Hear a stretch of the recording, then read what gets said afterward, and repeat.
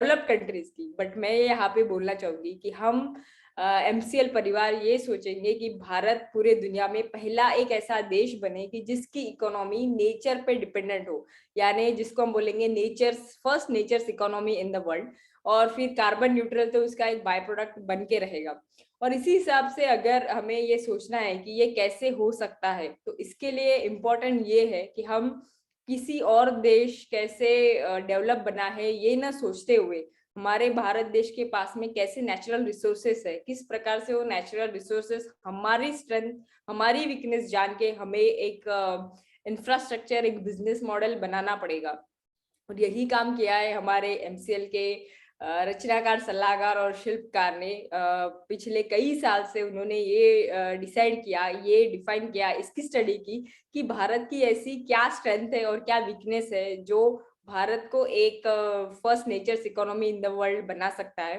तो ऐसे ही हमारे एमसीएल के, हमारे बिजनेस मॉडल के, हमारे प्रोजेक्ट्स के रचनाकार और सलाहकार और शिल्पकार डॉक्टर श्याम घोलप सर को मैं बुलाना चाहूँ। धन्यवाद। Thank you.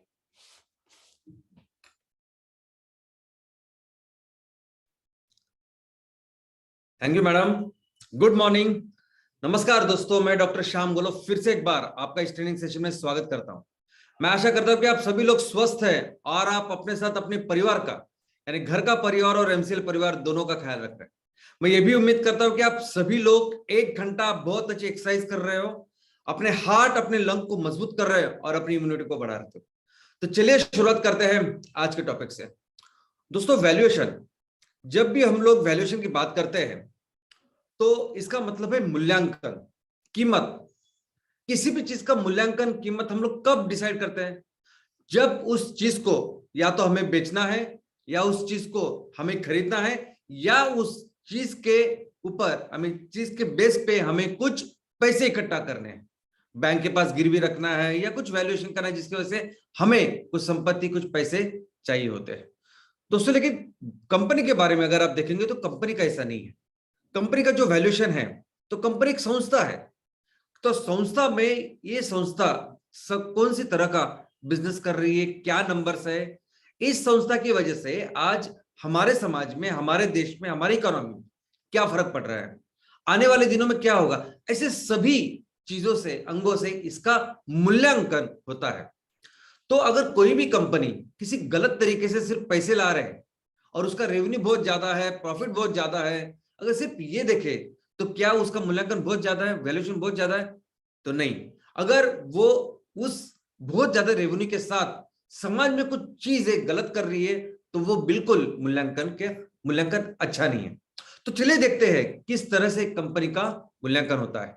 सबसे पहले तो ये समझते हैं कि कंपनी का मूल्यांकन यानी शेयर्स का मूल्यांकन है, क्योंकि कंपनी बनती है उसके समभागों से, उसके शेयर से। शेयर्स क्या है? तो कंपनी के ओनरशिप का स्मॉलेस्ट हिस्सा। तो जैसे वो हिस्सा, जैसे शेयर का वैल्यूएशन बढ़ता है, वैसे कंपनी का वैल्यूएशन बढ़ता या कम होता है। दोस्तों, हमारे सामने दो तरह की कंपनियां होती है। एक वो कंपनियां जो ऑलरेडी इस शेयर मार्केट में, स्टॉक मार्केट में, शेयर बाजार में, जिनके शेयर्स का कारोबार हर दिन होता है, शेयर्स लिए जाते हैं, दिए जाते हैं, और हमें हर मिनट पता चलता है कि आज इन कंपनी का शेयर्स, इनका भाव इतना है, तो कंपनी का पूरा मूल्य इतना हो सकता है, इतना है, वो दिखाते ही है। लेकिन बहुत सारी कंपनी ऐसे कि जो अभी तक शेयर मार्केट में नहीं है, उस मार्केट में उन्होंने अभी तक खुद को रजिस्टर नहीं किया, लॉन्च नहीं किया। तो ऐसी जो कंपनियां जो अनलिस्टेड है, उनसे उनका वैल्यूएशन कैसे करें? तो बहुत सारे दुनिया के अर्थतज्ञ हैं, उन्होंने अपनी अपनी पद्धति विकसित की है कि किस तरीके से इसका मूल्यांकन करें, वैल्यूएशन करें। लेकिन ये सब जब भी हम लोग करते हैं, तब बेसिक चीजें, जो बेसिक हम लोग बाकी की चीजों के साथ हम समझते हैं, वैसे ही बेसिक फंडामेंटल्स हमेशा सेम होते हैं। तो समझते हैं कि देखिए, अभी तक मूल्यांकन आपने सिर्फ किसी प्रॉपर्टी के बारे में सुना होगा, आपके घर या आजू बाजू में। प्रॉपर्टी के बारे में हम लोग क्या सोचते हैं कि ऐसी प्रॉपर्टी जो आपके प्राइम लोकेशन पे हो, आपके गांव में सबसे प्राइम लोकेशन में, आपके शहर में प्राइम लोकेशन में, वो प्रॉपर्टी बहुत महंगी होती है। लेकिन उसमें अगर आपने निवेश किया तो क्या होता है कि आप वहां कुछ भी, बहुत सारे अपॉर्चुनिटी उस लोकेशन पे होते हैं। अगर कोई व्यवसाय, धंधा या कोई भी काम आपने वहां से शुरुआत किया तो उसका उसकी जो ग्रोथ है, उसका जो रेवेन्यू वो बहुत अच्छा हो सकता है। कुछ दिनों बाद अगर वो प्रॉपर्टी आप बेचने भी जाओगे तो उसका बहुत अच्छा दाम आपको मार्केट से मिलता है। दूसरी कुछ ऐसी भी प्रॉपर्टी होती है, ऐसे भी लोकेशंस होते हैं कि जो आज की तारीख में इतने मशहूर, इतने फेमस नहीं होते, लेकिन हो सकता है कि उस लोकेशन के नजदीक से एक मेगा हाईवे जा रहा हो, या उस लोकेशन के पास में एक रेलवे स्टेशन आ रहा हो, या उस लोकेशन के बाजू में कोई बड़ा एयरपोर्ट वगैरह आ रहा है। अभी जैसे मुंबई में नवी मुंबई एक इंटरनेशनल एयरपोर्ट करके आ रहा है, तो उसके पहले तो उसके आजू बाजू जो गांव है उसको कुछ ज्यादा वैल्यूएशन नहीं था, लेकिन अभी जैसे उसका काम बन रहा है, उसके सभी गांव में उसका उस जमीन का वैल्यूएशन बहुत बहुत बढ़ गया है, उसकी डिमांड बहुत बढ़ गई है। तो ऐसे ही कुछ बेसिक फंडामेंटल्स इस कंपनी के शेयर्स के बारे में भी है। जैसे प्रॉपर्टी का वैल्यूएशन डिपेंड होता है पर स्क्वायर फीट, पर स्क्वायर मीटर, पर गुंठा, पर एकड़, उसके हिसाब से कंपनी का जो वैल्यूएशन है वो डिपेंड होता है अपने एक शेयर के वैल्यूएशन के ऊपर। इसके अलावा और एक वैल्यूएशन, वो है कमोडिटी का वैल्यूएशन। दोस्तों आमतौर पे हम लोग जो भी चीज खरीदते हैं, हमें जो चीजें लगती है, उसका भी रेट, कितना डिमांड है, कितना मार्केट में सप्लाई है, उसके ऊपर तय होता है। हम देखते हैं क्रूड ऑयल, कैसे क्रूड ऑयल का रेट कम ज्यादा होता है, कैसे सोने चांदी का रेट कम ज्यादा होता है। यही छोड़िए, अपना घर में जो प्याज आता है, आलू आता है, वो भी जब बहुत ज्यादा हुआ तो सस्ता हो जाता है, और नहीं रहा तो डिमांड जब वैसी ही रहती है तो महंगा होता है।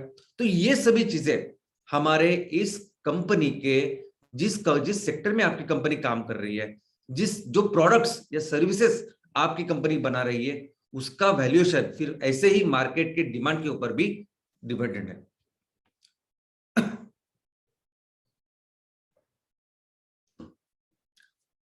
तो कब कब जरूरत होती है ये वैल्यूएशन करने की कंपनी की? तो सबसे पहले तो जब कुछ उस कंपनी में निवेश करना। देखिए, जो कंपनी ऑलरेडी रजिस्टर्ड है, स्टॉक मार्केट में लिस्टेड है, उनका शेयर तो आपको पता होता है, उनकी पूरी ग्रोथ की जो हिस्ट्री है, इतिहास, वो आपको सामने होता है। तो वहां एक इंडिविजुअल इन्वेस्टर या इंस्टीट्यूशनल वो तो देख के समझ सकते हैं कि नहीं, मैं करना चाहिए, नहीं करना चाहिए, जो कुछ। लेकिन जो अनलिस्टेड कंपनी है, उस अनलिस्टेड कंपनी में भी ये पहले वैल्यूएशन करना पड़ता है कि उसमें क्या किया जाए इन्वेस्टमेंट करने के लिए। दूसरा, ये जो कंपनियां हैं, ये कंपनियां, इनको अगर पैसे की जब जरूरत पड़ती है तो वो दो काम करते हैं। एक तो वो अपने कंपनी की जो हिस्से है यानी शेयर्स है, ओनरशिप का हिस्सा यानी शेयर, तो वो लोगों को बेच सकती है, या कर्जा जो है, कर्जा एक जगह से न लेते हुए कर्जे के भी छोटे छोटे छोटे छोटे भाग कर सकती है, और वो भाग लोगों को दे सकती है, कर्ज रोके जिसको कहते हैं। अब इन दोनों चीजों में जरूर है वैल्यूएशन की, तब भी वैल्यूएशन लगता है। दूसरा, मर्जर एक्विजिशन, जब दो कंपनियां आती है और विलीनीकरण उनका होता है, तब उसे कहते हैं मर्जर, और वो बिजनेस करती है। एंड एक्विजिशन, और कोई बड़ी कंपनी है, बड़ी कंपनी किसी छोटी कंपनी को अगर उसको खरीद लेती है तो उसे कहते हैं एक्विजिशन।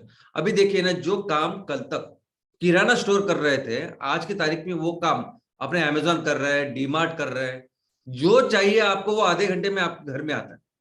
अभी ये लोग क्या करते हैं कि ये बड़ी कंपनियां, जो छोटी कंपनियां सब काम कर रही होती है, किराना और बाकी सब चीजों का, उसको एक्वायर करती है, और उस टाइम उनको वो वैल्यूएशन जरूरी होता है। और ऑफ कोर्स अगर आपकी कंपनी की फाइनेंशियल एनालिसिस क्या है, टैक्सेशन का क्या है, ये सब कुछ अगर गवर्नमेंट को चाहिए, किसी संस्था को चाहिए, तब भी होता है वैल्यूएशन। तो दोस्तों, इस वैल्यूएशन के बेसिकली ये करने के बहुत सारे तरीके हैं। हर देश ने अपने अपने एक तरीका आजमाया है, लेकिन इंटरनेशनल लेवल पे दो प्रमुख इसके अप्रोचेस है। ओके, तो कंपनी का अगर वैल्यूएशन करना है तो दो बेसिक अप्रोच है, दो बेसिक फंडामेंटल विषय है या पद्धति है जिससे होता है। पहली पद्धति क्या है? Absolute valuation. कौन सी कंपनी है, किस सेक्टर में काम करती है, कब से चालू हुई है, तो जब से चालू हुई है तब से अभी तक उस कंपनी ने कितना प्रॉफिट किया, कितना टैक्स भरा गवर्नमेंट को, कितना असेट क्रिएट किया, इतने सालों में अगर कंपनी ने किसी से कर्जा लिया है तो क्या वो कर्जा चुकाया, किसी से कंपनी ने अगर पैसे लिए तो क्या पैसों के ऊपर उन्होंने क्या रिटर्न दी, ये सब कुछ एब्सोल्यूट जो कंपनी के परफॉर्मेंस है, नंबर्स है, उसके ऊपर एक वैल्यूएशन होता है। और दूसरा जो अप्रोच है वो है रिलेटिव वैल्यूएशन, यानी उस सेक्टर में समझिए 10 कंपनियां काम कर रही, तो वो 10 कंपनियां जो काम कर रही है, जितने भी सालों से जितना भी माल तैयार कर रही है, बेच रही है, आगे उनके जो प्लान्स है, तो इन कंपैरिजन में वो कंपनी अगर काम कर रही है तो उसका क्या वैल्यूएशन हो सकता है। तो ये दो बेसिक अप्रोच है, लेकिन 5 ऐसे अप्रोचेस है जो पूरी दुनिया भर में उसका उपयोग होता है। तो पहली जो पद्धति है वो है असेट वैल्यूएशन, यानी आपकी कंपनी का वैल्यूएशन डिपेंड करता है कि आपके पास कितने असेट्स है। असेट्स यानी आपने कितनी संपत्ति संपत्ति बोल सकते हैं, संपत्ति कितनी कमाई है और उसका वैल्यूएशन क्या है। और ये संपत्ति दो प्रकार की होती है, एक टेंजिबल और दूसरी इनटेंजिबल। टेंजिबल यानी दृश्य, जिसको हम लोग देख सकते हैं, और इनटेंजिबल यानी जिसको देख नहीं सकते। अभी दृश्य संपत्ति क्या हो सकती है कंपनी की, तो आपने अभी तक जितना भी कुछ जो पैसा कमाया, कुछ अपने रियल एस्टेट में अपने प्रॉपर्टीज तैयार किए, आपके जो भी शेयर्स है उसकी वैल्यूएशन है, आपके जितने भी पैसे है मार्केट में, या आपके कैश फ्लो है, आपका जो कुछ जितना भी आपने फिजिकल टर्म्स में तैयार किया है, उसको हम लोग टेंजिबल एसेट्स कह सकते हैं। और इनटेंजिबल एसेट्स यानी क्या, तो सपोज आपके पास एक टीम है बहुत अच्छी, डायरेक्टर्स आपके पास बहुत अच्छे हैं, तो ये जो लोग हैं जो बहुत कमिटेड है, इतना ही नहीं, आपके कस्टमर्स भी अगर आपके साथ बहुत अच्छी तरह से जुड़े हुए, तो ये कंपनी का बहुत बड़ा असेट्स होता है। अगर कंपनी के पास कोई टेक्नोलॉजी है, वो कंपनी का असेट है इंटेंजिबल। कंपनी के पास उसको टेक्नोलॉजी को लेके कोई पेटेंट है, तो वो असेट है। तो ऐसी सारी चीजें जो हम लोग देख नहीं सकते, ये सब इनटेंजिबल असेट्स में होता है, और इसका पूरा वैल्यूएशन करके कंपनी का वैल्यूएशन कितना होना चाहिए वो आता है। दूसरा है हिस्टोरिकल अर्निंग वैल्यूएशन, यानी कंपनी जब से शुरू हुई है तब से लेके आज तक, इतने सालों में कंपनी का इतिहास क्या है, किस तरह से कंपनी ने अपने आप को बढ़ाया है, किस तरह से उन्होंने अपने रेवेन्यू को बढ़ाया है, प्रॉफिट को बढ़ाया है, टैक्स को बढ़ाया है, और कितने सारे प्रोपोर्शन में किस लेवल पे जाके कंपनी काम कर रही है, पूरे इतिहास के बेस पे होता है एक वैल्यूएशन, जिसे वो कहते हैं हिस्टोरिकल अर्निंग वैल्यूएशन। वैसे ही रिलेटिव वैल्यूएशन जो हमने देखा, दो कंपनियां हैं सेम सेक्टर में काम कर रही है, इतने सालों से काम कर रही है, कौन कैसा बेहतर कर रहे हैं, तो आपके परफॉर्मेंस के ऊपर होता है वैल्यूएशन। अगला है फ्यूचर मेंटेनेबल अर्निंग वैल्यूएशन, यानी सपोज आपकी कंपनी है, आज की तारीख में वो 100 रुपया कमा रही है साल का, ओके, आपके प्लान है कि आपको 1 साल में, 2 साल में, 3 साल में, 5 साल में आपको ये सब काम करना है। तो 5 साल के बाद जब ये कंपनी आपकी उस लेवल पे जाएगी, तो ये एक 100 रुपए का जो प्रॉफिट है वो 1000 रुपया, 2000 रुपये जो कुछ है वो होना चाहिए। तो क्या वो करेगी मेंटेन, क्या वो होगा, ओके, नहीं तो ऐसे ही अगर आप परफॉर्मेंस भी कर रहे हैं, वो इतने ही स्केल पे भी अगर आप काम कर रहे हो, तो उतना स्केल का प्रॉफिट भी क्या आप मेंटेन करेंगे, बेहतर करेंगे।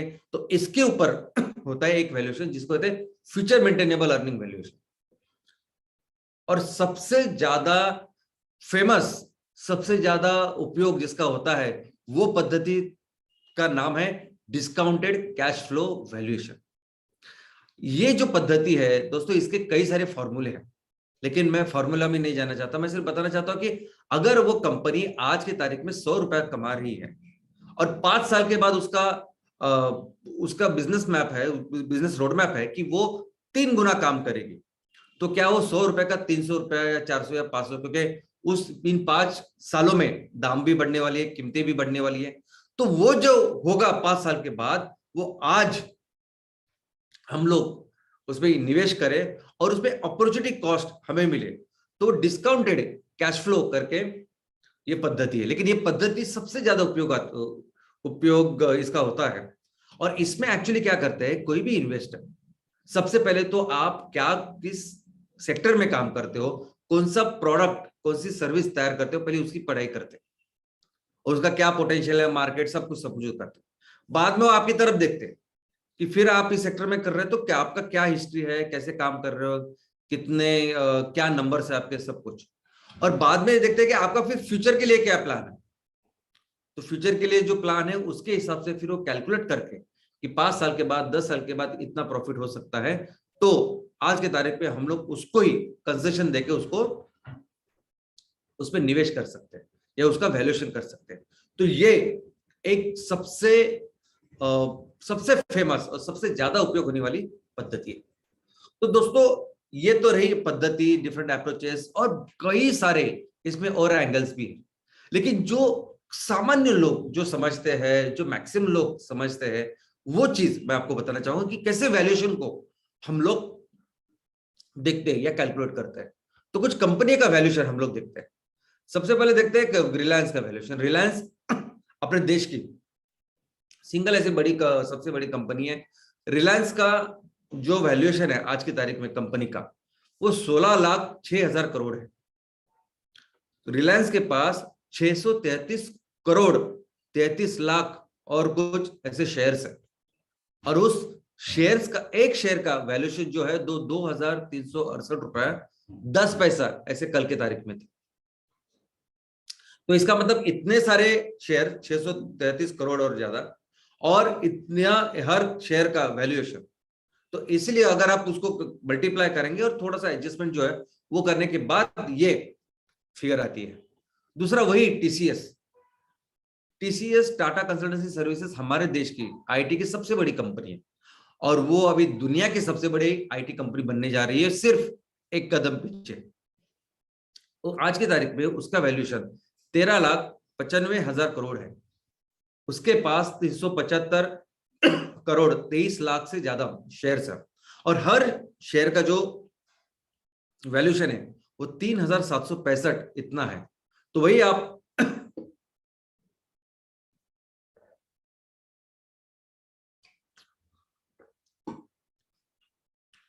वही अगर आप कैलकुलेट करेंगे तो उतनी फिगर आती है, उसका वैल्यूएशन उतना आता है। एप्पल दुनिया की सबसे बड़ी कंपनी है।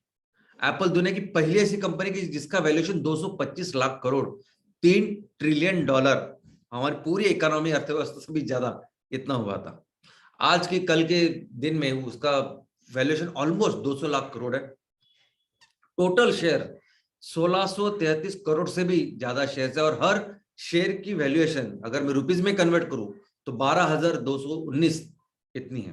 तो दोस्तों अभी आप जानते हैं कि कैसे आज की तारीख में अगर कोई आदमी बहुत अमीर है, तो अमीर का मतलब उसके नाम पे जो शेयर्स है उसकी वैल्यूएशन उतनी है। कंपनी सबसे बड़ी है, इसका मतलब उस कंपनी के शेयर्स का वैल्यूएशन इतना बड़ा है कि दुनिया में सबसे ज्यादा वैल्यूएशन उसका है। तो yes, let us come down to our companies.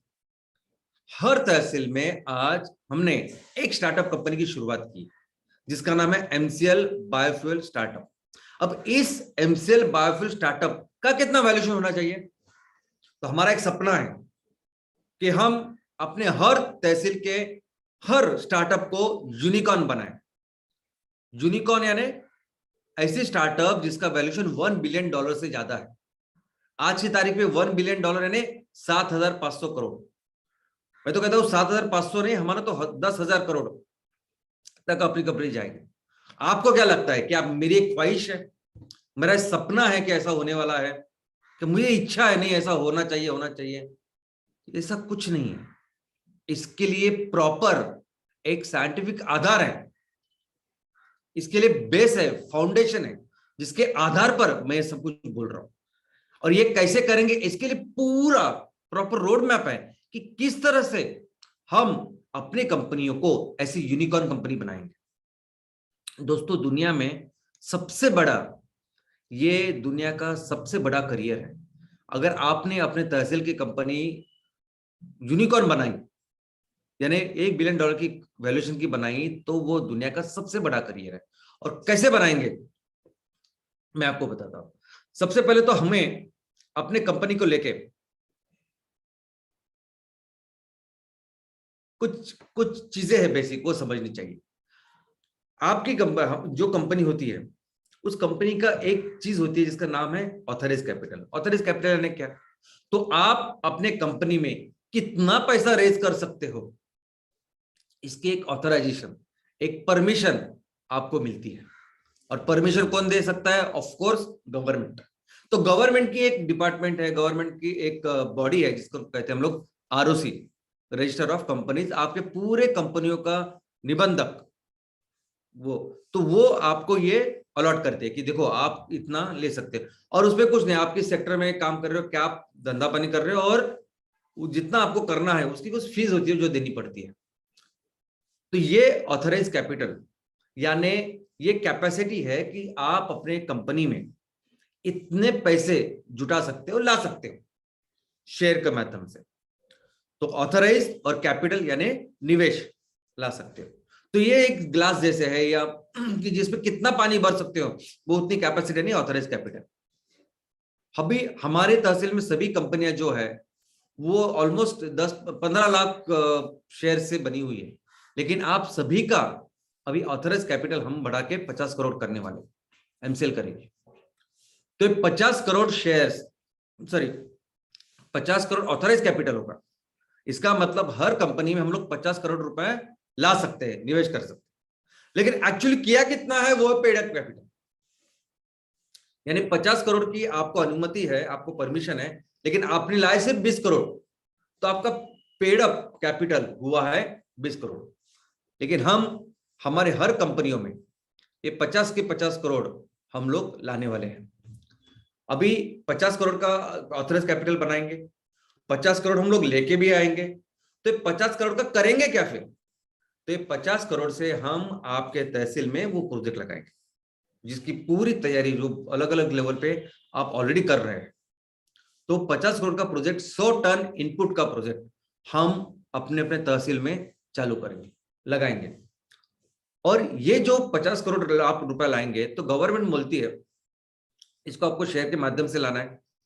तो वो शेयर का जो कुछ प्राइस है जिसके साथ आप कंपनी की शुरुआत करेंगे, वो शेयर का प्राइस क्या होगा ये आप डिसाइड कर सकते हैं। यानी अगर आपका 1 रुपए का शेयर है तो आपके कंपनी में 50 करोड़ शेयर तैयार होंगे। अगर आपने अपनी शेयर की जो कीमत है वो 10 रुपए रखी तो 5 करोड़ शेयर तैयार होंगे। आपने अपने कंपनी के शेयर की कीमत 100 रुपए रखी तो 50 लाख शेयर तैयार होंगे। तो शेयर्स किसके ऊपर तैयार होते हैं, कितने नंबर शेयर होंगे आपकी कंपनी में, कि आप कौन से रेट से लोगों को वो शेयर देते हो, और जिस रेट से, जिस मूल्य पर आप उस शेयर को शुरुआत करते हैं उसे कहते हैं दर्शनीय मूल्य, उसे कहते हैं फेस वैल्यू। तो आज हर तहसील में जो भी आपकी कंपनियां हैं एमसीएल बायोफ्यूल स्टार्टअप, उनका दर्शनीय मूल्य शेयर्स का 1 रुपया है। 1 रुपए के साथ हम लोग शुरुआत कर रहे हैं और हर कंपनी में आज की तारीख में भी 50 करोड़ शेयर्स होने वाले हैं। ये जो सभी आपने जो वैल्यूएशन देखी, टीसीएस की, रिलायंस की, एप्पल की, ये सबकी शुरुआत होती है दर्शनीय मूल्य से, फेस वैल्यू से। किसी ने 1 रुपए से की होगी, किसी ने 2 रुपए से, डिपेंड्स। दोस्तों अभी तो हमारे सभी कंपनियों में अभी आने वाले दिनों में जो शेयर्स होंगे वो पूरे बनेंगे 50 करोड़ शेयर्स। अभी हमारा एक ही मकसद है कि हमें इस 1 रुपए के शेयर्स को 200 रुपए तक लेके जाना है, एकदम फोकस। और इसके लिए पूरा जो बिजनेस रोडमैप है वो हमने की है। तो चलिए समझते हैं कि क्या रोडमैप है, कैसे हम लोग 1 रुपए से 200 रुपए तक लेके जाएंगे, कैसे हम अपनी कंपनी को सिर्फ यूनिकॉर्न ही नहीं, हम 10,000 करोड़ की कंपनी हर तहसील में लेकिन मुझे पता है और आपको भी अंदाजा होगा, पता भी होगा कि हमारे तहसील छोटे बड़े हैं।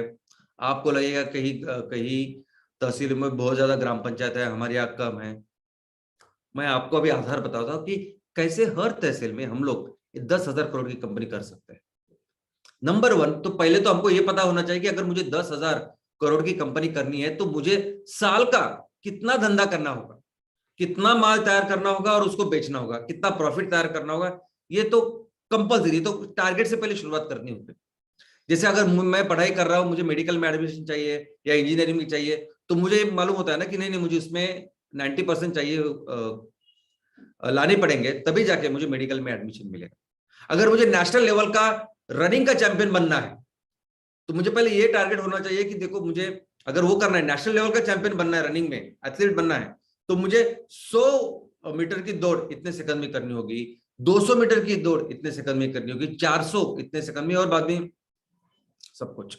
तो वैसे ही कंपनी को अगर उस वहां तक लेके जाना है, शेयर 200 रुपए तक लेके जाना है, तो कैसे करेंगे देखते हैं, उसके नंबर्स क्या होंगे, टारगेट से देखते हैं।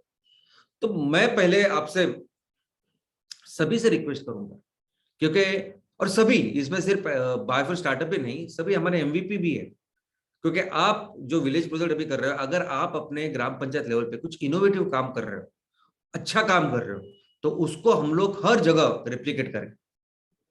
और वो ऐसे ही एक 100 जगह भी रेप्लिकेट हुआ तो आपकी भी कंपनी वो हो जाएगी यूनिकॉर्न, जो हम लोग बोल रहे हैं दोस्तों।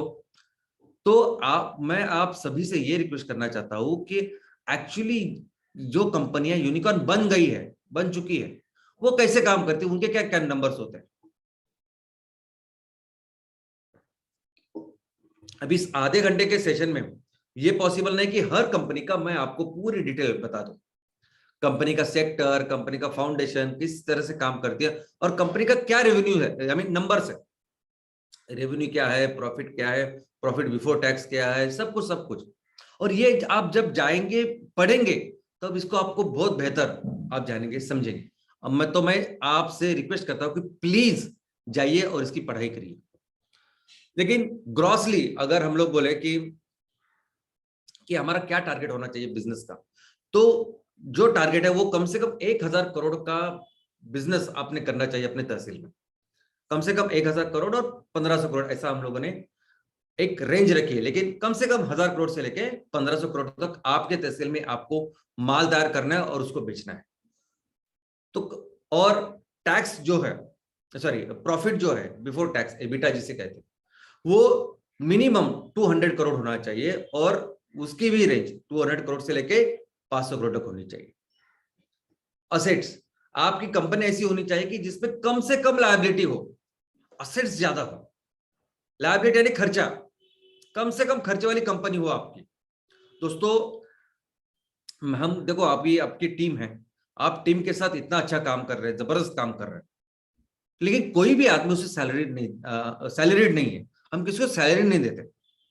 हर कोई उद्योजक है जो अपना बिजनेस इसमें इसको बढ़ा रहा है, हर कोई। और हर कोई इसमें, यानी अगर आपके कंपनी के जो बोर्ड मेंबर से लेके टीम मेंबर से लेके चैनल पार्टनर तक, हमने इतना ऐसा रास्ता बनाया कि अगर आप में वो गुण है, आप अगर विक्रमादित्य बन सकते हो, तो कल हमारे कंपनी के इस पूरे एमसीएल के सीईओ बन सकते हैं। ऐसा रास्ता हम लोगों ने तैयार करके रखा है। यहां तक के एमपीओ, हमारा जो एमपीओ मेंबर है वो भी एक एंटरप्रेनर है। एक एमपीओ मेंबर जो आपके साथ अभी जुड़ा हुआ है और ऐसे 10,000 15,000 आपके तहसील में है, तो वो भी मैं अपनी आमदनी कैसे बढ़ाऊं, ऐसे एक एंटरप्रेनर। तो हमने तो ये जो सैलरी वगैरह वो लायबिलिटी कम कर दी।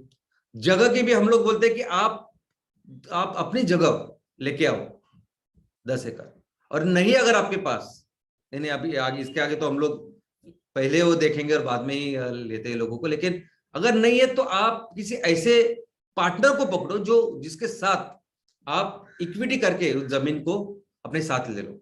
रेंट के ऊपर मत, तो कोई भी चीज ऐसी मत करो आप जिसके ऊपर फिर आपका वो चालू हो, हर महीने आपको देना है।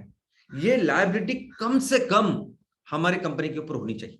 और यही हमने रखा है कि कोई भी लोन, कोई भी इंटरेस्ट किसी के सर के ऊपर ना रहे, चाहे वो ग्राम पंचायत लेवल के ऊपर अपना एमसीएल विलेज प्रोजेक्ट है, या तहसील के लेवल पे हमारा बायोफुल स्टार्टअप है, किसी के ऊपर कोई लोन लायबिलिटी हम लोग नहीं रख रहे हैं। और हम क्या कर रहे हैं कि जितने जितने भी पैसे कमाएंगे हमारे तहसील से, हम लोग कोशिश करेंगे कि उसके साथ हम लोग अपने तहसील में, अपने गांव में कुछ असेट्स क्रिएट करेंगे। कुछ भी हो सकता है, टेंजिबल और इनटेंजिबल। और एक ईपीएस एक चीज होती है जिसका भी टारगेट हमने रखा है। ईपीएस यानी अर्निंग पर शेयर। अगर आपके 50 करोड़ शेयर्स है तो एक शेयर के ऊपर आप कितना प्रॉफिट करते हो, तो हमने रखा है टारगेट 4, यानी हर शेयर के ऊपर 4 रुपया प्रॉफिट होना चाहिए। अभी ये ईपीएस अर्निंग पर शेयर अगर 1 रुपया 2 रुपया ये रहा तो एक बहुत अच्छा होता है। 1 रुपए से ज्यादा रहा, 1 से ज्यादा रहा तो अच्छा रहता है बहुत। तो वैसे हमने इस ईपीएस के लिए हमारे हर कंपनी को 4 का टारगेट रखा है। तो अभी देखते हैं कि पोटेंशियल क्या है। नंबर्स तो पता चले, टारगेट्स पता चला, करना क्या है पता चला, लेकिन अभी हमारे तहसील जो मैं अपने जिस तहसील में काम कर रहा हूँ, आंध्र प्रदेश हो, तेलंगाना हो, यूपी, एमपी, जहां भी हो, उड़ीसा हो, तो किस तरह मेरे तहसील का पोटेंशियल है इसको समझते हैं। तो जो जितना पोटेंशियल उतना रेवेन्यू से शुरुआत करते हैं कि रेवेन्यू कितना कर सकते हैं हम लोग अपने तहसील में। तो सबसे पहले बायोफ्यूल्स, हम तो शुरुआत सबसे इंपॉर्टेंट चीज जिसके साथ हमें शुरुआत करनी है हमारी तहसील में, वो है फ्यूल, ईंधन। बहुत सारे उद्योजक हमें रिक्वेस्ट करते हैं कि उनके ऑलरेडी कुछ चीजें हैं जो हम लोग तैयार करेंगे, बेचेंगे, लेकिन सबसे इंपॉर्टेंट चीज जिसके साथ हमें एस्टेब्लिश करना है मार्केट में, वो है फ्यूल्स, बायोफ्यूल्स। और मिनिमम जो बिजनेस बेंचमार्क है, मिनिमम जो बिजनेस आपको करना है ना हर तहसील में, वो कम से कम 100 टन पर डे का है। यानी 100 टन कम से कम ईंधन तैयार करके आपको बेचना है। लेकिन अपने तहसील में हम कितना बायोफ्यूल्स तैयार कर सकते हैं, कितना ईंधन तैयार कर सकते हैं? तो दोस्तों, हर तहसील में ऑन एन एवरेज आज हमारे देश में 30,000 हेक्टेयर इतनी जमीन है खेती योग्य। मैं एरिया की बात नहीं कर रहा कि आपके तहसील का एरिया इतना है, नहीं, आपके हर तहसील में खेती की जमीन कितनी है, वो है 30,000 हेक्टेयर। अमेरिका के थोड़े से कम और पूरे दुनिया में सबसे ज्यादा इरिगेटेड लैंड अपनी है एरिया में। तो हर तहसील में 30,000 ऑन एन एवरेज, वो कम ज्यादा हो सकती है, लेकिन ऑन एन एवरेज एवरी इतनी जमीन है। और अगर हम एक टारगेट रखें कि 6,000 से लेके 8,000 हेक्टेयर अगर हमें उसमें से यानी 20-25% हम वो जो जमीन है वो हम इस नेपियर ग्रास के लिए उसका उपयोग करेंगे, ये रखेंगे, तो आराम से 500 टन यानी 600 हेक्टेयर, 6,000 हेक्टेयर भी आपने लिए तो 500 टन आराम से आप तैयार कर सकते हैं। अभी इसमें हमें पता है कि जो नेपियर ग्रास आता है वो उसकी जो रेंज है वो 300 टन से लेके 500 टन है प्रति हेक्टर। और हमें यह भी पता है कि नेपियर ग्रास से कितना सीएनजी तैयार होता है, 5% भी हो सकता है, 7% भी हो सकता है और 10% भी हो सकता है। तो ये जो पूरी रेंज है दोनों की, यानी नेपियर गैस कितना हो गएगा खेतों में और उसे सीएनजी कितना बनेगा, ये दोनों के भी कम से कम जो कंजर्वेटिव वैल्यू है वो करके मैं आपको ये बता रहा हूं कि हम अगर 6,000 8,000 हेक्टेयर का अगर हम लोग टारगेट रखें जो हमें रखना है, तो हम आराम से 500 से लेकर 600 टन हर दिन बना सकते हैं। और ये तो देखो, सबसे पहले तो हमें तहसील को ईंधन में स्वयं पूर्ण करना है। हमारे तहसील को इस पूरे स्वच्छ ईंधन में, पूरा जो फॉसिल फ्यूल है हमारे तहसील से हमको निकाल के बाहर फेंकना है। तो इसमें सिर्फ सीएनजी नहीं, तो हर घर में जो एलपीजी है उसको रिप्लेस करना है हमारे किसानों ने तैयार किए हुए ईंधन के साथ। कोई भी इंडस्ट्री हो, उस इंडस्ट्री में जो ईंधन हो रहा है आज उसको रिप्लेस करके हमारा ईंधन वहां जाना चाहिए। तो वो मार्केट है ऑलरेडी हमारे पास, अभी जितनी जैसे आप कर रहे हैं तो वो करेंगे। इसके अलावा जो रेट्स, ये सब कैलकुलेशन जो हम लोग कर रहे हैं, ये ऐसा समझिए कि 3-4 साल पहले से हम लोग ने सब चालू किया, लेकिन आज की तारीख में ईंधन के रेट्स कितने बढ़ गए आपको पता है। तो ये सब करने के बाद जो एक्सपेक्टेड रेवेन्यू है वो 1,500 करोड़ के नीचे होगी ही नहीं। अगर आपने 500 टन 600 टन माल तैयार किया और बेचा, जितना आपके तहसील में होता है उतना, बाकी के तो हम लोग पूरे भारत में बेच सकते हैं, बाहर बेचने वाले हैं, तो इसका जो रेवेन्यू पॉसिबल है वो 1,500 करोड़ आराम से है अगर आज की तारीख में आज के जो ईंधन की प्राइसेस है उसके ऊपर। ऑर्गेनिक फार्मिंग दूसरा जो हमारा सेक्टर है, एरिया है, वो है ऑर्गेनिक फार्मिंग। अभी ऑर्गेनिक फार्मिंग में हमें क्या करना है, तो 100% हमें हमारे तहसील में जो भी खेती हो रही है, कैंसर की खेती हो रही है, उसको 100% रिप्लेस करना है हमारे ऑर्गेनिक फार्मिंग के साथ। कोई भी केमिकल, कोई भी कैंसर नहीं चाहिए, ये नहीं चाहिए। अभी इसमें हम लोग किसान, अभी आपका जो तहसील है, आपकी जो गांव है, जिसमें जो चीजें चल रही है इतने सालों से, अगर किसान जो चीजें ले रहा है, जो भी खेती कर रहा है, वही खेती हम होने देंगे। ओके, हम उसमें बहुत ज्यादा ड्रास्टिक चेंजेस नहीं करेंगे, लेकिन हम किसानों को बोलेंगे कि आप 100% ऑर्गेनिक करो। हम किसानों को मार्केट के बारे में बोलेंगे कि आप इसको करो, हम लोग खरीदेंगे। और पूरा माल चूंकि हमको ही खरीदना है, ये पूरे किसानों की जो कुछ जिम्मेदारी वो हमको लेनी है मार्केटिंग की। तो जो अपने तहसील की, गांव की जो कुछ खेती हो रही है उसको पहले तो 100% ऑर्गेनिक करना है, और जो भी किसान जानता है, उसको नॉलेज है, उसको बेहतर करना है। और हमारा काम क्या है कि उसको पूरा जो कुछ इनपुट्स लगता है वो पूरा देने का। उसको फर्टिलाइजर लगेंगे, ऑर्गेनिक सीड्स लगेंगे, ऑर्गेनिक इंसेक्टिसाइड्स लगेंगे, ये सब चीजें, ये सब इनपुट्स देने का काम करेगा हमारा एमसीएल विलेज प्रोजेक्ट। और हर किसान को वो देना, बस वही हमारा फोकस है। और वो जो खेती वहां हो रही है वो करना है, ऐसे प्रोडक्ट्स का निर्माण करना है जहां जीरो केमिकल्स उसमें हो। तो क्या करेंगे फिर, उसके उसके बाद जो प्रोडक्ट्स तैयार होंगे उसको हम लोग वैल्यू एड करेंगे और उसको मार्केट में बेचेंगे। यानी आपको क्या करना है, अगर आपने 100% ऑर्गेनिक गेहूं तैयार की तो गेहूं नहीं बेचने, हम 100% ऑर्गेनिक आटा बेचना है। हमें उस आटे से जो ब्रेड बनेगा तो 100% ऑर्गेनिक ब्रेड करके बेचना है। उससे अगर बिस्किट्स बनेंगे तो 100% ऑर्गेनिक बिस्किट्स करके मार्केट में बेचना है। और दोस्तों अभी इसके बारे में पूरा अवेयरनेस मार्केट में है। आप कहीं भी जाओगे ना, किसी भी शहर में, पूरे भारत में लोग अभी इसके बारे में जानते हैं। लोगों को पता चल रहा है कि ये सब केमिकल्स है, जो भी कुछ फ्रूट्स हम लोग खा रहे हैं, ये कुछ खाना खा रहे हैं, ये सब पूरा केमिकल केमिकल हो रहा है, जिसकी वजह से कैंसर इतना फैल रहा है। अभी यही कारण है कि बहुत सारे नए नए मॉल्स, स्टोर्स अभी शहरों में आ रहे हैं 100% ऑर्गेनिक। लेकिन उनकी जो कीमतें हैं ना, वो नॉर्मल आपकी जो कीमत है उसे दो गुना 3 गुना इतने हैं। तो नॉर्मल अपने लोग नहीं ले पा रहे। हमारा काम क्या है कि इस पूरे चीज को ऐसे लेवल पे करें कि हम वो फिजिबल बनाए हमारे आम आम लोगों के लिए, इकोनॉमिक बनाए, वो भी खरीद सकता है। 100% ऑर्गेनिक है तो मैं भी खरीद सकता हूं। ऐसे हर घर में, आई मीन उस लेवल पे अगर हम लोग गए तो आज ऐसे समझिए कि पूरा देश इसके लिए तैयार है। सबको पता है कि ऑर्गेनिक कितना जरूरी है। लेकिन ये बात सिर्फ हमारे देश की नहीं, तो पूरी दुनिया की है। पूरी दुनिया को पता। देखो, दुनिया में सबसे नंबर 1 किलर अगर कुछ है ना तो कैंसर है। ये कोरोना को लेके हम लोग इतने चिंतित है, लेकिन कोरोना में जब वो पहली वेव थी, 3% पहली वेव, यानी कुछ वैक्सीनेशन नहीं था, कुछ नहीं था, तभी लोग कितने मरते थे, मृत्यु दर कितना था, 3% था। 97% जिंदा रहते थे। अभी वैक्सीनेशन के बाद तो वो 1% से भी कम हो गए। कैंसर कैंसर पूरी दुनिया में बहुत सारे देशों में नंबर 1 किलर है। उसमें 97% लोग मरते हैं और 3% लोग जिंदा रहते हैं। लोगों को पता है कैंसर क्यों हो रहा है। ये ऑर्गेनिक फूड ही खाना चाहिए, कोई भी केमिकल नहीं होना चाहिए, ये सब लोगों को पता है। जो माल आप अपने गांव में तैयार करेंगे ना 100% ऑर्गेनिक, उसको खरीदने के लिए पूरी दुनिया भी तैयार है। ये जो चीजें हम लोग तैयार करेंगे, वैल्यू एडेड प्रोडक्ट्स तैयार करेंगे, वो पूरी दुनिया को हम लोग एक्सपोर्ट कर सकते हैं। और मैं समझता हूं कि ये करने के बाद कम से कम वो 500,000 करोड़ का आप अपने तहसील में टर्नओवर कर सकते हैं। कितनी जमीनें देखो ना आपके पास, क्या कर सकते हैं। और उसको अगर प्रोसेसिंग और प्रॉपर करके हम लोग बेचेंगे तो आराम से 1,000 करोड़ का टर्नओवर तो सिर्फ इस फूड और फूड प्रोडक्ट्स में पॉसिबल है। Eco friendly products. दोस्तों पूरी दुनिया तबाह की है इस पेट्रोकेमिकल के प्रोडक्ट्स में।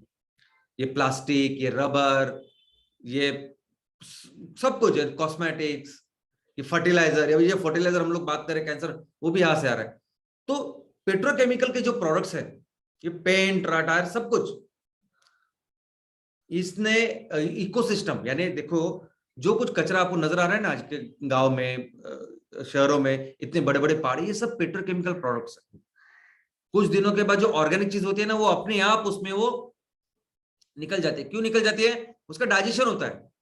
करोड़ों सूक्ष्म जीव होते हैं ना, जो प्रकृति की व्यवस्था है अपनी, वो ऑर्गेनिक को ये करती है। और जो पहाड़ आपको नजर आते हैं ना इतने सालों से, वो सिर्फ और सिर्फ ये प्रोडक्ट्स है।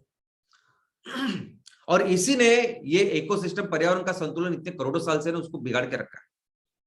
जमीन पे ही नहीं, पानी में, हवा में, सभी जगह। और इसी के से वो आया है कोरोना। कोरोना कुछ ऊपर से परजीवी ऐसा ग्रह नहीं, या ग्रह से आया नहीं जीव है। तो दोस्तों इसको भी हमें 100% रिप्लेस करना है अपने प्रोडक्ट के साथ, जो हम लोग कर सकते हैं, जो हमारे तहसील से, गांव से, हमारे खेतों से आने वाले हैं। इसमें सबसे पहले है कॉटन। जो भी लिबास, जो भी कपड़े आज हम लोग पहनते हैं ना, 80% वो कपड़े आते हैं क्रूड ऑयल से, वो कपड़े बन रहे हैं मैन मेड फाइबर करके, सब टेरिकॉट पॉलिस्टर सब कुछ। सिर्फ 20% है जो 100% ऑर्गेनिक जो खेतों से आते हैं, जिसमें होता है कॉटन, जिसमें होता है रेशम और बाकी। तो दोस्तों इसमें तो भारत सदियों से नंबर 1 रहा है ना पूरी दुनिया में। पूरी दुनिया में नंबर 1 कॉटन में भारत पहले से रहा है, हमारी इकोनॉमी में का सबसे इंपॉर्टेंट हिस्सा था। आज भी आज आपको याद आपको पता नहीं, ऐसे कई सारे स्टोर्स है, कई सारे ये कपड़े बेचने वाले दुकान है, जिसका एक भी दुकान भारत में नहीं है, एक भी दुकान भारत के किसी भी शहर में नहीं है। लंदन वो हाईफाई जगह पे है, लेकिन वो 100% उनका जो कॉटन है वो भारत से लेते हैं। 100, अगर आपका कॉटन सिर्फ कॉटन ही नहीं, अगर वो ऑर्गेनिक कॉटन है तो उसकी प्राइसेस तो और महंगी होती है। और ऐसे कपड़े हमारे देश से लेके आज वो लोग बेच रहे हैं और हमको पता भी नहीं। ये हम अपने तहसील में कर सकते हैं। दूसरा है बायोप्लास्टिक। अभी प्लास्टिक कैसे बनता है, उस क्रूड ऑयल से वो चीज निकलती है और उससे प्लास्टिक बनता है। वैसे ही हमारे खेतों में ऐसे पौधे का निर्माण हम लोग कर सकते हैं, खेती कर सकते हैं कि उससे भी वो एक द्रव बन सकता है कि जिससे प्लास्टिक जो चाहिए वो प्लास्टिक बन सकता है। अभी ये प्लास्टिक की खेती हो रही है, बायोप्लास्टिक की खेती हो रही है, हमें पता ही नहीं। ये अमेरिका, इजराइल वो सब अधिक कर रहे हैं। 0.016% ऑलरेडी जो पूरी खेती है ना उसका टोटल बायोप्लास्टिक बन रहा है, क्योंकि प्लास्टिक की जरूरत ही इतनी है। तो सोचिए हमारे पास भी है ना इतना पोटेंशियल, हम लोग भी जो चाहिए वो प्लास्टिक उसको पूरी तरह से हटा के हम लोग अपना प्लास्टिक, बायोप्लास्टिक उसको बना सकते हैं। दूसरा है रबर।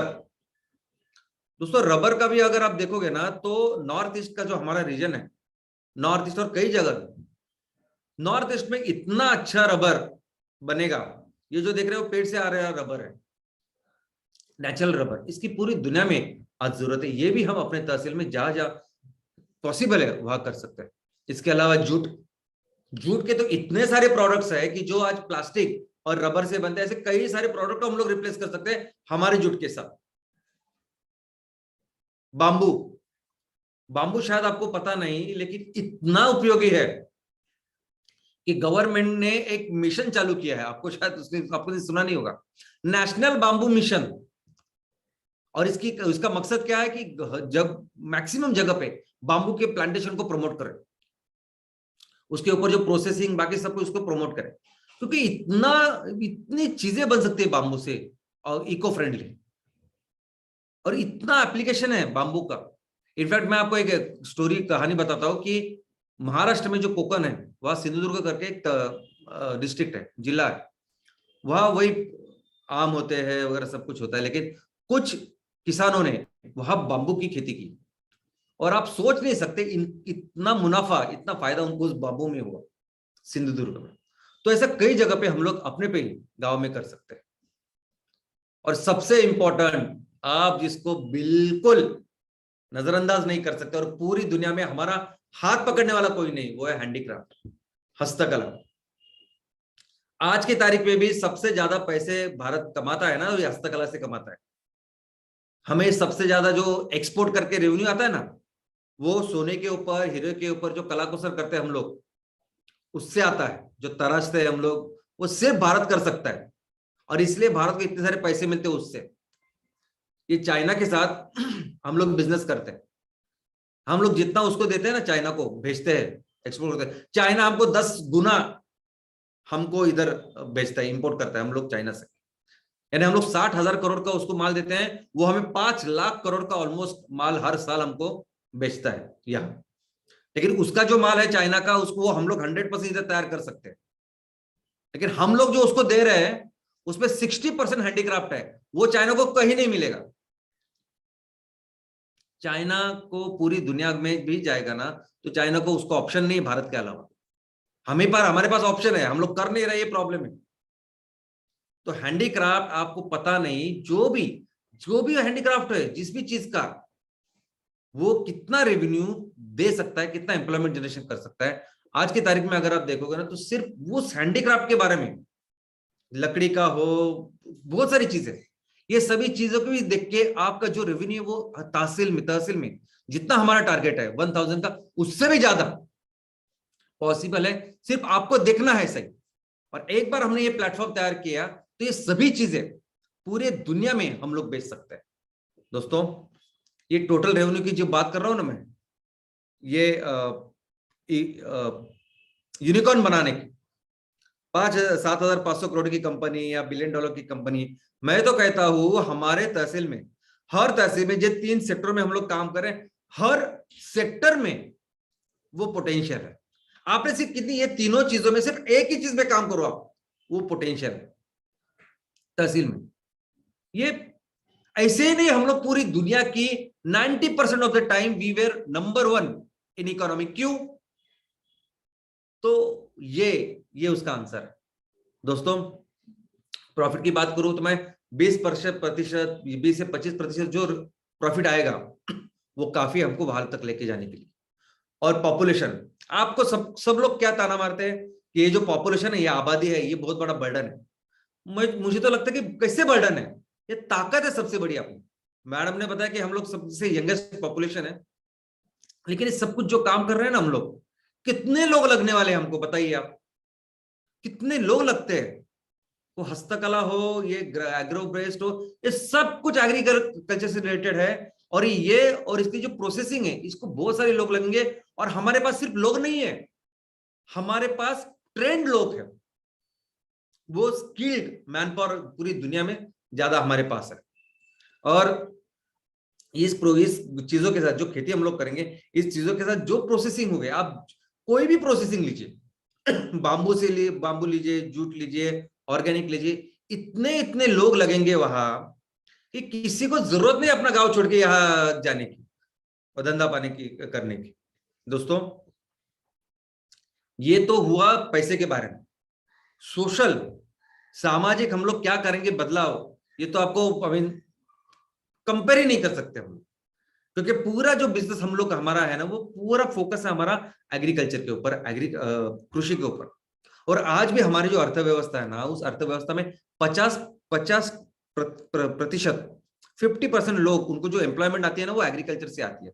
तो सोचो, अगर इस एग्रीकल्चर को हम लोग इतना मजबूत करेंगे तो पूरे देश की अर्थव्यवस्था अच्छी होने वाली।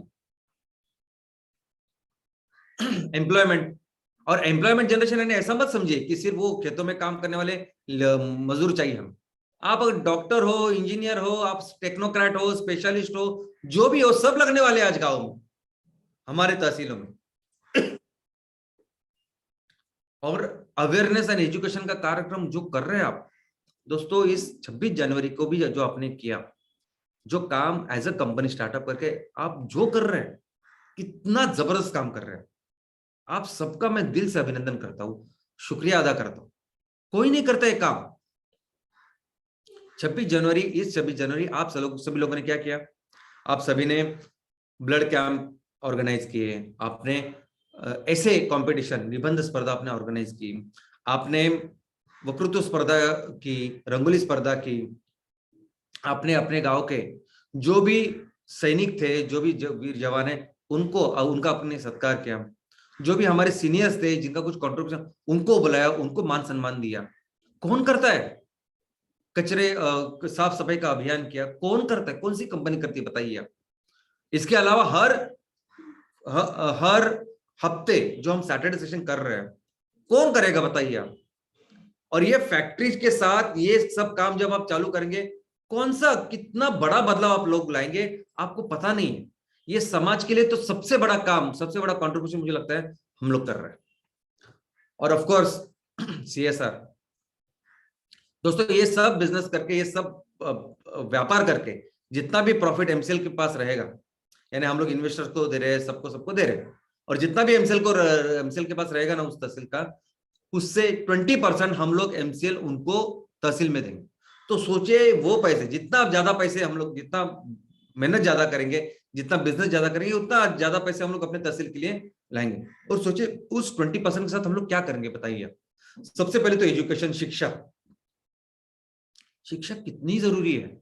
बच्चों को अगर सही शिक्षा मिले उनके मातृभाषा में, तो आपको पता नहीं हम लोग क्या कर सकते हैं। ये शिक्षा ही है, शिक्षा नहीं है कि जिसकी वजह से मैं आपके साथ सामने यहां बैठा हूं। मैं जो कुछ हूं वो सिर्फ और सिर्फ इस एजुकेशन की वजह से। तो सोचिए ऐसे कितने सारे बच्चे हैं जिनको अगर हम लोग सही दिशा में सिर्फ शिक्षा के ऊपर फोकस दें तो क्या कर सकते हैं। हमारे गांव में इतने सारे रिसोर्सेस है, लेकिन बेसिक चीजें घर हो, पानी के बारे, ये चीजें नहीं है।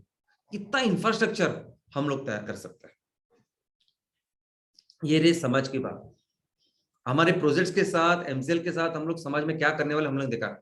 एनवायरनमेंट दोस्तों, ये तीसरा एंगल है। ये एनवायरनमेंट का एंगल तो ऐसा एंगल है कि मुझे लगता है कि यही सबसे इंपॉर्टेंट।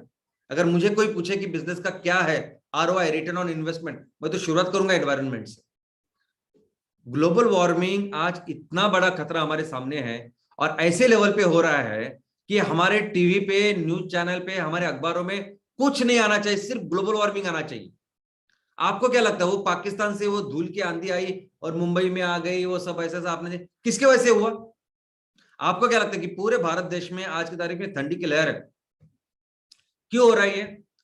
क्यों आज भी कहीं बर्फ गिर रहा है, बहुत बड़े बड़े वर्षा हो रही है, जंगल में आग लग रही है, बर्फों में जो बर्फाच्छादित जो प्रदेश है वहां भी जो जंगल रहे वहां आग लग रही, क्यों हो रहा है? ये चीज इतनी सीरियस बन चुकी है, हमें पता ही नहीं, कोई बताता ही नहीं, कोई इसके बारे में सोचता ही नहीं। सबसे बड़ा काम जो हम लोग कर रहे हैं ना, हम लोग ये काम कर रहे हैं क्योंकि इसका एक ही सॉल्यूशन है। हम लोग कितनी भी बातें करें, सॉल्यूशन एक ही है कि जो ईंधन, जो फॉसिल फ्यूल आप इस्तेमाल करो उसको 100% रिप्लेस करना होगा हमारे इस ईंधन के साथ। और ये नेपियर गैस जिसकी हम लोग खेती करेंगे ना, वो क्या करने वाला मैं आपको बताता हूं।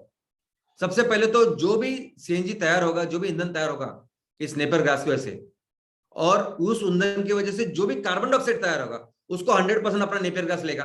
नंबर 1, सोखेगा, वो वातावरण में नहीं जाने देगा।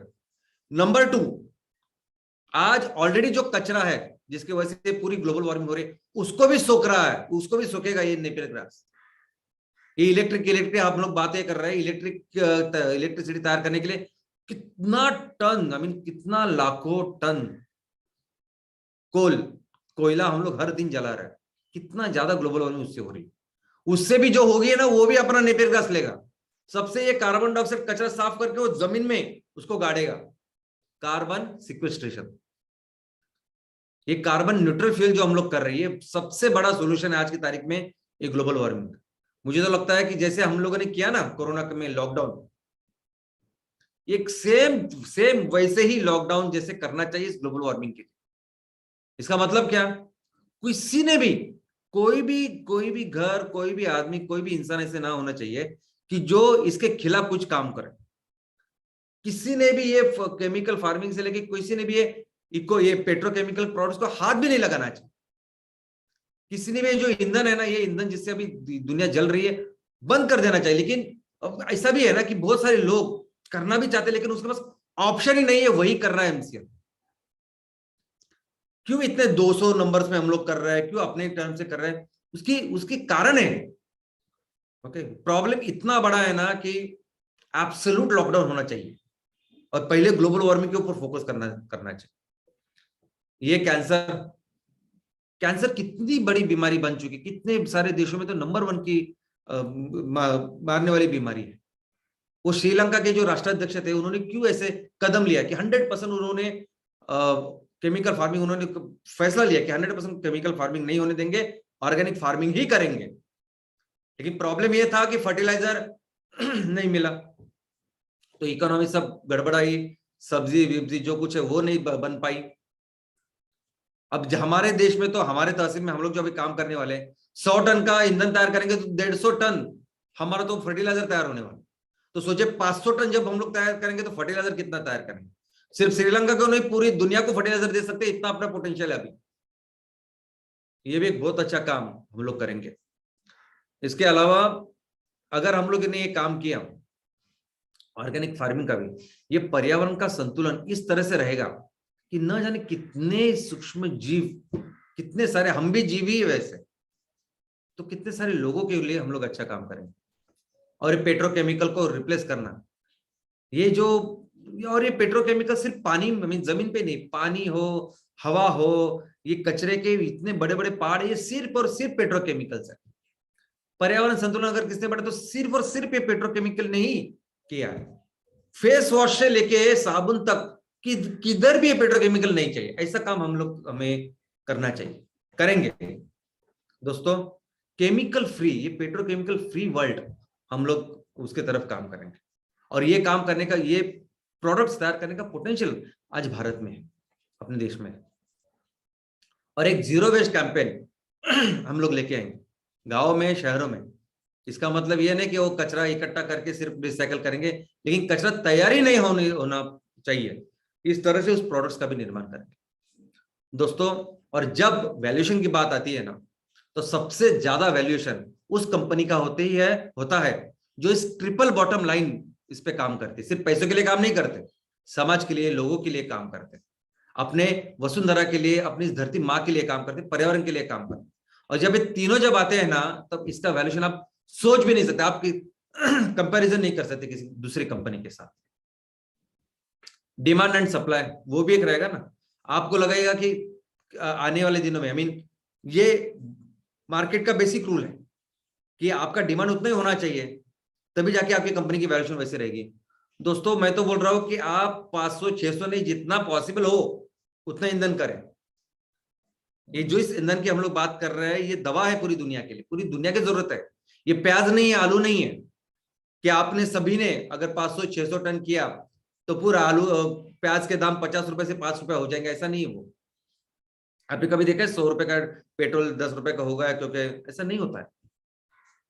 और अभी ये तो दुनिया की इतनी जरूरत है, और मैं सिर्फ ईंधन की बात कर रहा हूँ, इलेक्ट्रिसिटी की तो बात ही नहीं कर रहा हूँ। तो जितना हम लोग करें उतनी इस प्रोडक्ट की पूरी दुनिया में जरूरत है। फ्यूचर का क्या होगा? तो फ्यूचर ही नहीं इसके बिना। क्या आपकी कंपनी फ्यूचर में काम करेगी 10 साल के बाद, 20 साल के बाद? अरे फ्यूचर ही नहीं बचेगा अगर हम लोग काम नहीं करेंगे। यही आने वाले दिनों में, अगर आगे के हजारों साल अगर हमें जिंदा रहना होगा, इकोनॉमी को जिंदा रखना होगा, तो हमें यही प्रोडक्ट्स अपनाने पड़ेंगे, यही काम करना पड़ेगा। और मुझे लगता है कि जब ये काम करेंगे ना, तब ये 10,000 करोड़ का नंबर तो है ही नहीं भारत के लिए। बहुत पोटेंशियल देखिए, अपने अपने गिरेबान में झांक के देखिए, अपने गांव में देखिए कितनी जमीन है, कितने लोग हैं, और ये सब रिसोर्सेस है। क्यों लगता है आपको कि 90% of the time we were number 1 in the world? इसमें कोई कोई कोई जादू नहीं, कोई चमत्कार नहीं, कुछ नहीं। सिंपल इकोनॉमिक्स है जो हमें पता नहीं था, पता नहीं है। और आने वाले दिनों में, अभी तो परिस्थिति इतनी गंभीर हो गई है, इतनी सीरियस हो गई है। मुझे लगता है प्राचीन युग में, मध्ययुगीन टाइम में इतनी जरूरत नहीं थी ऐसे प्रोडक्ट की जो आज है। आज तो दुनिया एकदम तबाही के कगार पे है, और उनको बचाने का जो सॉल्यूशन है वो भारत के पास है। हम लोग कर सकते हैं जो हमने इतने 90% ऑफ द टाइम किया, वो फिर से कर सकते हैं दोस्तों। हमें इसके लिए सिर्फ एक काम करना होगा। इवैल्यूएशन वगैरह सब ठीक है, आप सिर्फ अपना ये जो राजा है, अपना जो किसान है, बस उसका ख्याल रखिए, अपनी खेती का ख्याल रखिए। 1 इंच भी जमीन मत रखिए अपने गांव में कि जहां कुछ उगा सकते हैं और कुछ नहीं हो रहा है। कुछ भी हो जाए ना, अभी इतने सारे 3 सेक्टर में कुछ ना कुछ तो होगा उसमें, नेपियर घास की नहीं, बाकी सब चीज। बस इसके ऊपर अगर हम फोकस करेंगे तो आराम से 10,000 करोड़ की कंपनी, कोई भी कितना भी छोटा तहसील अगर आपको अपने गांव का लगता है तो चिंता मत करिए, हम हर तहसील में ये यूनिकॉर्न बना सकते हैं दोस्तों। यही मैं आशा करता हूं कि आप सभी लोग बहुत जल्दी इसको करें। हम फोकस करके हमारे हर एमसीएल विलेज प्रोजेक्ट के ऊपर कितना पोटेंशियल, बस उसके ऊपर काम करें। अपनी ताकत क्या है, क्या नंबर्स लगते हैं ना, यूनिकॉर्न उसको छोड़ दीजिए आप। एक मुझे 10,000 करोड़ की कंपनी बनानी है तो मुझे ये करना है, वो करना है, वो छोड़ दीजिए आप। आप सिर्फ फोकस कीजिए अपने गांव के ऊपर, अपने तहसील के ऊपर। फिर देखिए कि भारत को हम लोग वहां लेके जाएंगे जहां हमारी काबिलियत है। और जंगल, चाहे वो अमेरिका में हो, चाहे वो चाइना में हो, चाहे वो यूरोप में किसी भी राष्ट्र में, या किसी भी दुनिया में कहीं भी हो, जंगल का राजा सिर्फ शेर होता है। और इस बार हम लोग दिखा देंगे कि इस इकोनॉमी, इस अर्थव्यवस्था का शेर कौन है। Thank you.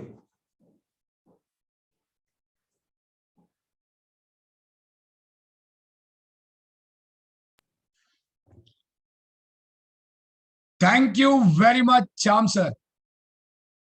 What a fantastic way in the second chapter you told us about the share evaluation and what are the benefits to the common Indian farmer, the unit of this particular country. Good morning, MCL.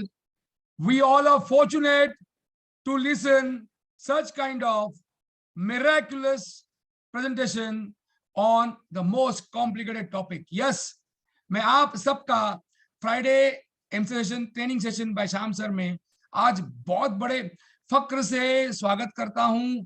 और आज जिन्होंने ये बात सुनी है, share evaluation के concepts को एक भारत के आम आदमी के साथ जोड़ने का जो रास्ता श्याम सर ने बताया है, वो आपको सुन के समझ में आया होगा एमसीएल कहाँ जा रहा है। एमसीएल में हम सब लोग कौन से सफर में जा रहे हैं और ये सफर हमें कहाँ लेके जाने वाला है। Fantastic Shyam sir, it was really the out of the world. और आज तक जो आपने बिजनेस मॉडल इस अपने भारत देश में एमसीएल के माध्यम से एस्टैब्लिश किया है, उसका भविष्य क्या होगा वो हमको श्याम सर ने आज बताया।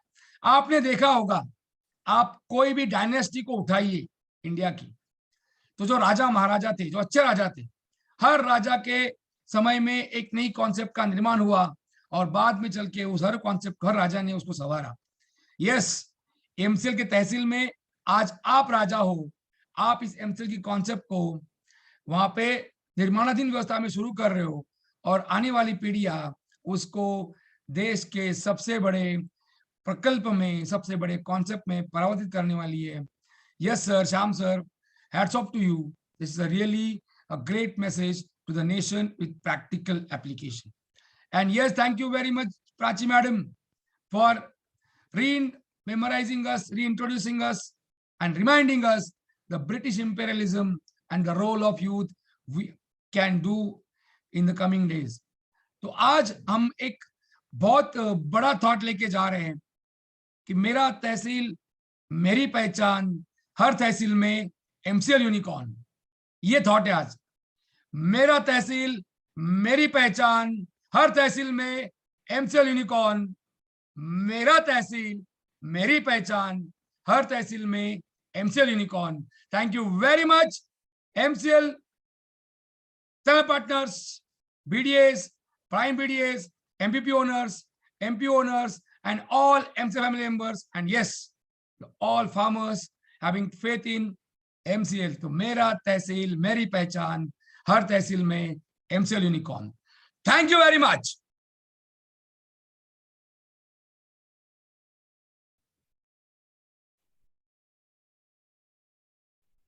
Thank you doctor Lavesh sir, you are the power house of MCL. आपकी बातें हमेशा हमें एनर्जी देती है। थैंक यू प्राची मैम, आपकी स्टोरी से हमेशा हमें एक नई सीख मिलती है। Thank you doctor Shyam sir, आज आपने फिर एक सेशन कंप्लीट किया जिसमें आपने बताया कि ट्रिपल राइन प्रोजेक्ट हमारे लिए आने वाले दिनों में कितना महत्वपूर्ण है।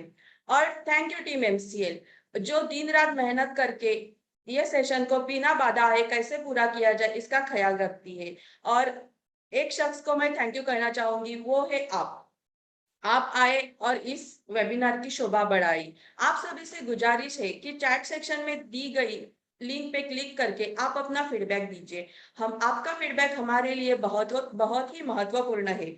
जाने से पहले मैं आप सभी को एक रिक्वेस्ट करना चाहूंगी। आप सभी अपने सेहत का ख्याल रखिए, हमेशा खुश रहिए, स्वस्थ रहिए, मस्त रहिए। तो इसी के साथ आपकी होस्ट शलाका मैं आपसे अलविदा कहती हूँ और घोषित करती हूँ कि यह वेबिनार यही समाप्त हुआ। आपका दिन शुभ रहे। धन्यवाद।